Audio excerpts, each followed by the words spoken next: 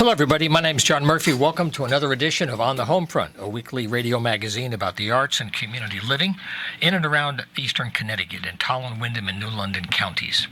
We've got a busy show today. Our main topic is going to be the Bradley Playhouse in Putnam.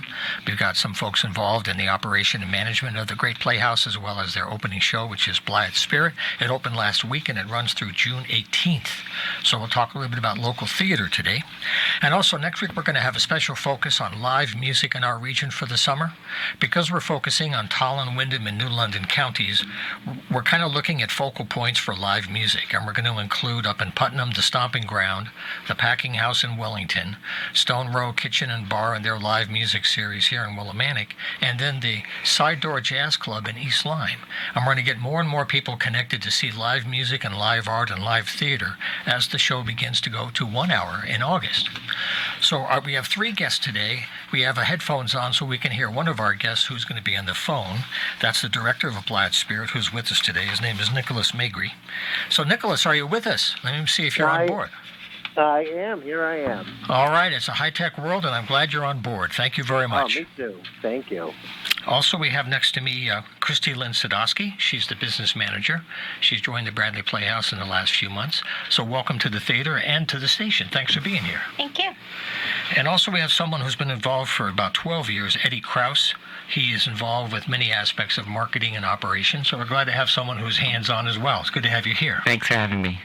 So we hope to have a lot more stories about the Bradley, but let's start out with Christy Lynn's for people that are still learning about a little history of the theater and how it's running now. And their first opening just was last week, as I said, for Blythe Spirit, and there's still more time.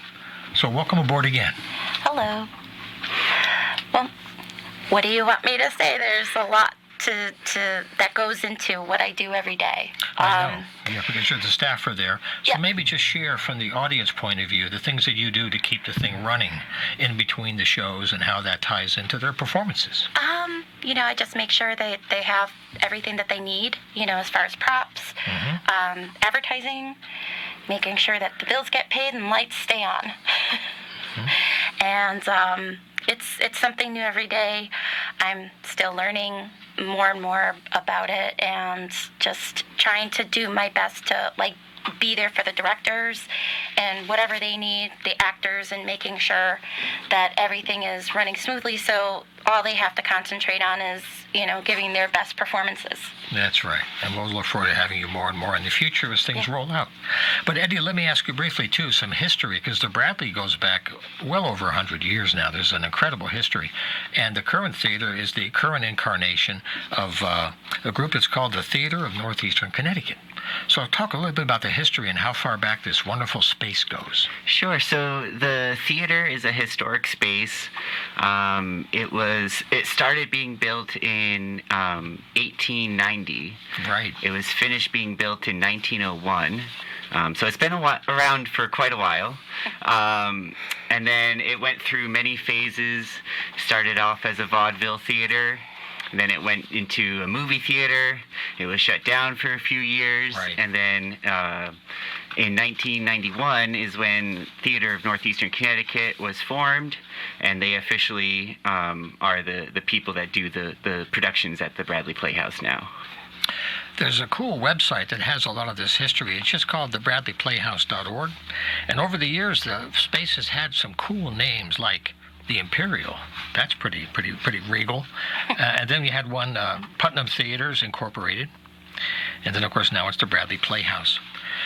So also, I want to bring Nicholas in right away. Thanks a lot for joining us. Perhaps since you've been my pleasure. You've been with the company 20 years, you're the hardcore veteran today.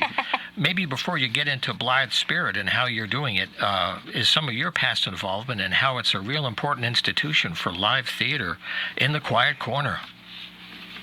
Sure, absolutely. So, I started about 20 years ago there. I've been doing theater itself for 26 years.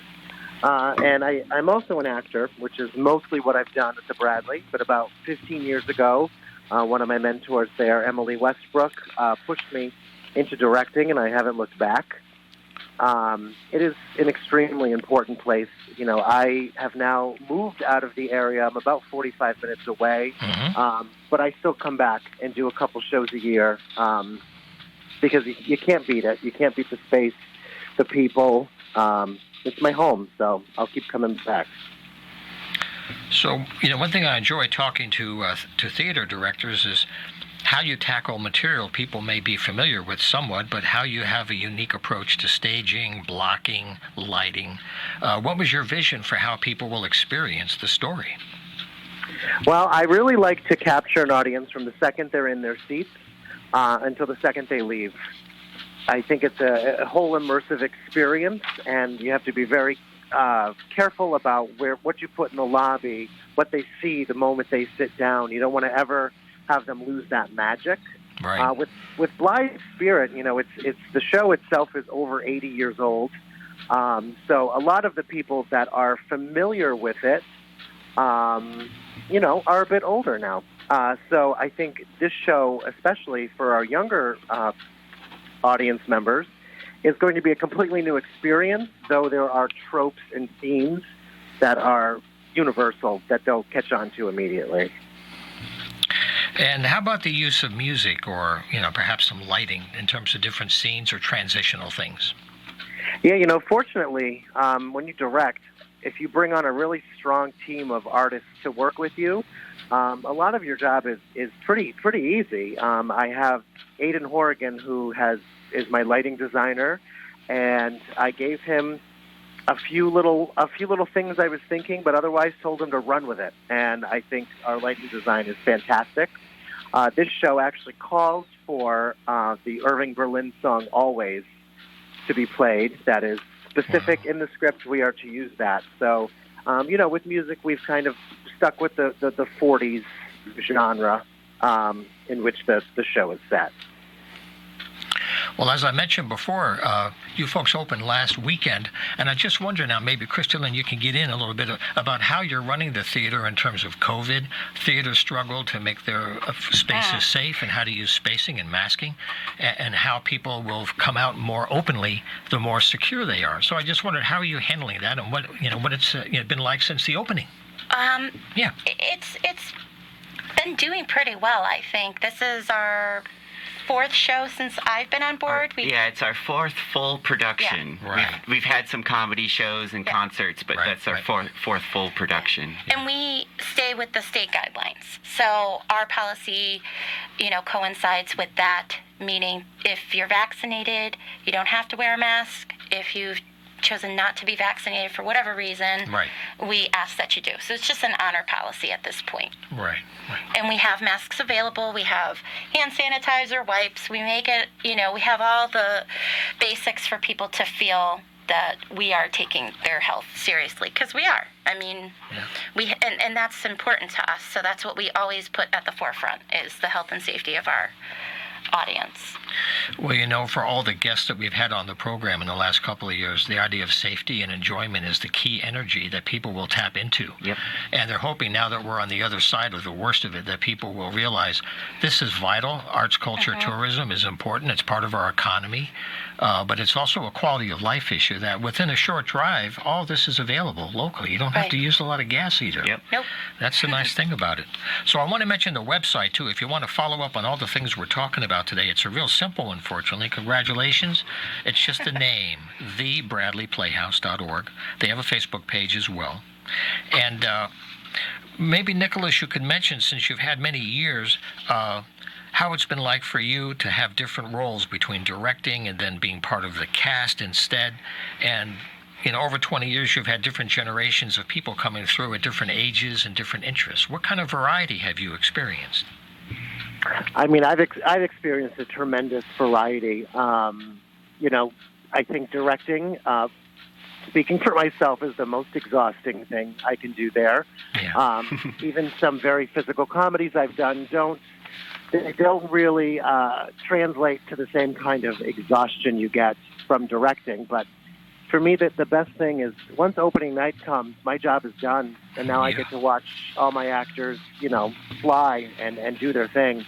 But I've done a little bit of everything: acting, stage managing, writing, producing. I've never been a person that really likes to do just one thing. So I keep myself pretty active, but I try to only direct once a year. I think my body appreciates that with how exhausting it is. Right. Well, it's really nice to have you folks here because the Putnam, is part of our service area, and we have covered the Wyndham Theater Guild. They've had their recovery phase as well. Yep. But seeing everybody getting back into live theater, people remember that you can watch something on TV, but experiencing the live thing is just like music, You want to hear the record, or would you like to hear them play it? And that's the thing that you folks live and breathe for, is to get into that space. Yeah, we've had many audience members come up to us thanking us for opening again because they've missed the live performances, they've missed the live theater and seeing people on stage. Last year when we opened again, we were closed for a year and a half or so. And when we opened again, we had a John Denver tribute band that sold out because everyone wanted to get out and see something and see entertainment. Wow. And it was, John Denver, see, you never know. Exactly. So, people are just excited to get back out there, get together and see a show live. It's not the same as going to the movies. No. It's a different show every night. Sure. So you get that energy from the crowd, you get the energy from the cast. It's really great. Yeah. So if you want to find out more about the show, just go to the website. You can get your tickets right there. Now, for you, Nicholas, in terms of your personal journey after all this time, you're looking at perhaps being part of the cast of Clue, which is going to come up in the fall, right? Well, I'm crossing all my fingers that yes, that's hopefully what I'd like to do next. I miss being on stage. It's been a few years, so. Right. Well, if I hear it all from your agent, I'll be sure to let you know right away. No problem. Oh, well, please do. He's not returning my calls. I love it. That's why you're a survivor. Now, something else about the whole idea of community theater is that the audience participates in different ways. It's not like a one-way thing, like you buy a ticket and you watch. Well, although you can. It most likely is that when you come see a production. But we do have community events that we try to bring people into the theater. Yep. We have a holiday fundraiser that we do every year now.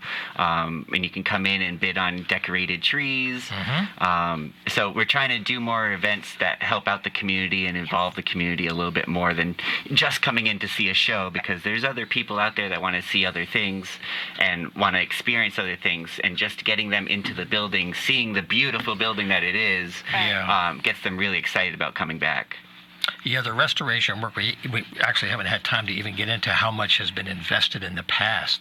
Right. There was a roof problem that was a major challenge that people rose to the occasion and made a lot of good lemonade out of a situation. Yeah. So the energy is very high. Do you tie into the First Fridays, because they've come back to life, and that whole downtown Putnam scene is just getting so active now? Can you talk about how that fits into everything you're doing downtown? Well, last weekend was our First Friday, so what we had was a tarot card reader come and tie into the Blythe Spirit, and it worked out. Yeah. And usually, if you see us at First Friday, especially during the summer, more than likely you'll see someone from the Bradley out there walking around. Right. And we usually, if the theater is open, we don't have a show, then we'll usually do theater tours. You can come in and see the theater, just kind of take a tour around and get to enjoy the space. Yeah. Go into the Wayback Machine. Yes. Yeah. So, Nicholas, you have a season coming up for 2023, and you're planning that now. But one thing we should acknowledge maybe is your supporters, apart from your members, but the programs that make you survive and maintain. Can you talk about that and acknowledge that support? Because people can take it all for granted. They just pay their ticket, they mean well, but they need to get a little bigger picture now of how it's all connecting. Yeah, so the theater runs and thrives on donors, sponsors, and volunteers. Those are the three main categories of people that we need to continue doing arts, especially at the Bradley Playhouse. We are so thankful to all of the sponsors that have sponsored this season, individual events. We have individual donors that donate when you buy a ticket. So there's lots of opportunities to support the local arts. And if you don't have the money to donate, we can use your time and energy and That's right. talents to volunteer. It's based on a volunteer basis. Everyone there is a volunteer, except for Christy Lynn, who's our manager. Right. But kind of riding shotgun. Yes. But everyone there is a volunteer. It's a huge group of volunteers that come from every walk of life. We have doctors, we have teachers, we have, custodians, maintenance people, everyone from everywhere, retired people. And we can use your creative abilities, too. We need set painters, we need set builders, we need people working behind the scenes during shows. So Eddie has managed our website very well. There's a volunteer form that you could fill out online. Oh, great. And you could just tell us what your interests are, and we'll find a place for you. Yep, we're very happy to use your talents if you tell us what they are. Exactly. So when you look at the organization now, if people, wanted to get involved, I'm always curious about how choices are made for the season. So many pieces, so many classic things people know, and the question is something new, something borrowed, those kinds of things.